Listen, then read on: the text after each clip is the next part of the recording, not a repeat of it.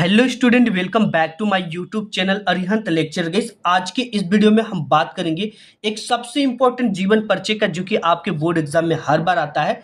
Board परीक्षा में आपको जीवन परिचय को लिखना कैसे है। लिखते तो सभी है, लेकिन सभी पूरा नंबर नहीं पा पाते हैं।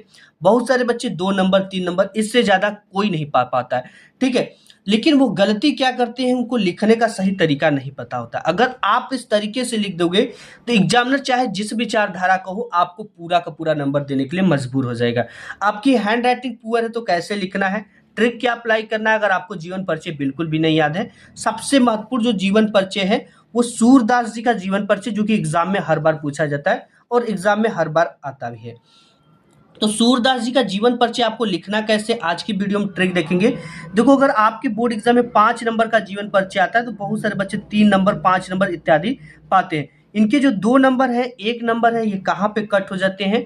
अगर आज की इस वीडियो को देख लिया तो आपके एक भी नंबर नहीं कट हो पाएंगे। ठीक है, अगर आज की इस वीडियो को मिस कर दोगे तो आप ये दोबारा नहीं जान पाओगे कि आपके 2 या 1 नंबर कहाँ पे कट जाते हैं। आज की इस वीडियो को देख लिया तो एक भी नंबर नहीं कटेंगे, ये 100% मेरी गारंटी है। आज की इस वीडियो में सबसे इंपॉर्टेंट जीवन परिचय सूरदास जी का देखने वाले। और एग्जाम की बात करें तो टॉपर ऐसे ही लिखते हैं। अगर आप भी ऐसे लिखोगे तो आप 100% पक्का टॉपर बन जाओगे। ट्रिक से आपको कैसे लिखना, वो कैसे याद करना, आज की इस वीडियो में देखेंगे। कैसे लिखने पर आपको टीचर देते हैं 100% मार्क्स, यानी फुल मार्क्स आपको पूरे के पूरे मिलेंगे। यहाँ पे फुल मार्क्स आपको 110% मिलेंगे। ठीक है, तो देखो यहाँ पे सबसे पहले क्वेश्चन पेपर में आपका जो जीवन परिचय आता है वो इस तरह से करके आता है। ख के अंतर्गत कवि परिचय, निम्नलिखित कवियों में से किसी एक कवि का जीवन परिचय दीजिए तथा उनकी किसी एक रचना का नाम लिखिए। 3 नंबर जीवन परिचय लिखने का एंड इनकी प्रमुख रचनाओं का उल्लेख करने का 2 नंबर। टोटल यहाँ से आपको 5 नंबर लाने हैं। अब यहाँ पे सबसे इंपॉर्टेंट जो है सूरदास जी का देखेंगे हम। तो सबसे पहले आपको देखो करना क्या है। सबसे पहले आपको आंसर शीट पे आनी है। आंसर शीट पे आपको कवि परिचय लिखना है, यहाँ पे जैसे लिखा गया है। इसके नीचे ब्लैक पेन से डबल पाई खींच देनी है। इसके बाद प्रश्नोत्तर संख्या 26 के ख के अंतर्गत ये जीवन परिचय आपसे पूछा जा रहा है, तो ये चीजें डाल देना है। अब यहाँ पे जिसका भी लिख रहे हैं जीवन परिचय, उसका यहाँ पे टाइटल होना चाहिए, चाहे जिस भी आप कवि का लिखो। ये हो गया। अब इसके बाद एक आपको इस तरह का बॉक्स बनाना है। देखो बॉक्स में क्या करना है, इंपॉर्टेंट चीजें हैं। संक्षिप्त परिचय सबसे पहले डालना है। आप जिस भी कवि का जीवन परिचय लिख रहे हो उनका नाम सबसे पहले सूरदास जी का लिख रहे हैं। उनका जन्म सन 1478 ईस्वी को, जन्म स्थान रुनकता नामक स्थान पे हुआ था। पिताजी का नाम रामदास सारस्वत था और माताजी का नाम जमुना दास था। गुरु जो इनके थे वल्लभाचार्य जी थे। रचनाएं सूरसागर और सूर सरावली। इनकी जो मृत्यु हुई थी सन 1583 ईस्वी में हुई थी। इतना आपको सबसे पहले एक बॉक्स बना लेना।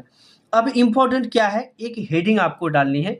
वो हेडिंग है आपका जीवन परिचय। ठीक है बच्चा, जैसे हम जीवन परिचय लिखेंगे तो अब ये बॉक्स आपको हेल्प करेगा पूरा जीवन परिचय लिखने के लिए। सिर्फ यही आपको 1 2 3 4 5 6 7 8 टॉपिक याद करना है। ठीक है, इनका नाम, जन्म, जन्म स्थान, पिता का नाम, माता का नाम, गुरु, रचनाएं, मृत्यु, और यही चीजें एग्जामिनर आपको देखता है।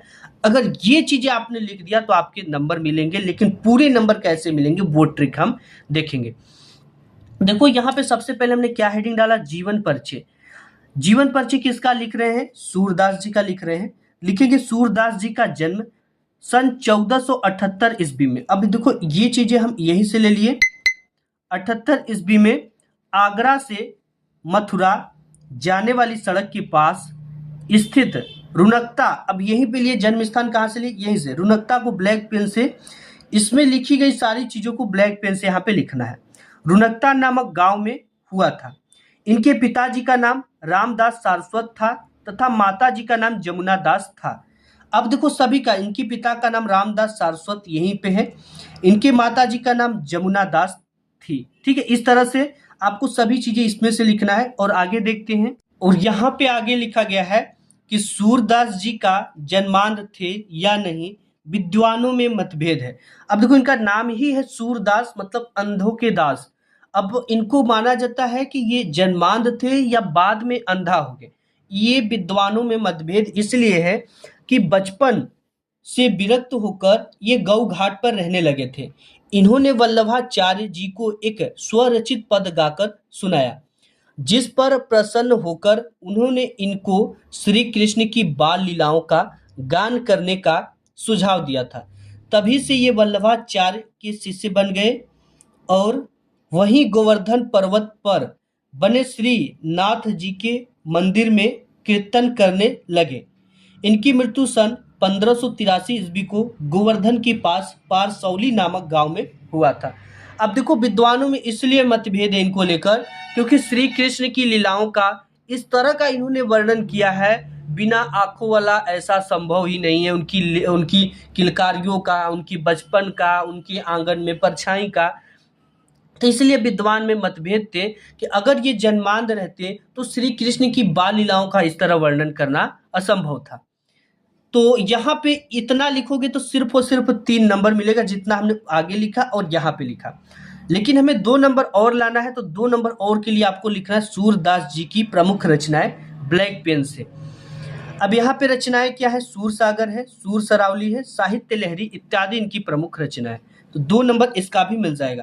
और इनमें इनकी प्रमुख चीजें, जैसे इनकी मृत्यु को ब्लैक पेन से लिखा गया, इनके माता के नाम को, इनके पिता के नाम को, इनके जन्म को, इनके जन्म स्थान को ब्लैक पेन से आपको लिखना है। अब इस तरह से अगर आप लिख कर आओगे अपने बोर्ड एग्जाम में, तो आपके 100% एक भी नंबर नहीं कटेंगे और पूरा का पूरा नंबर आपको मिलेगा। आज की इस वीडियो में बस इतना ही। वीडियो पसंद आए तो लाइक करना। मिलूंगा एक नेक्स्ट वीडियो में।